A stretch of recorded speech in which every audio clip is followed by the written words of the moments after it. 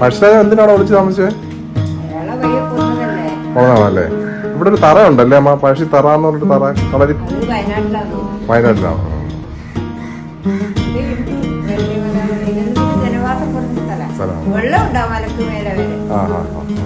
അപ്പൊ അങ്ങോട്ട് പോകാൻ പറ്റും? ഇല്ലല്ലോ.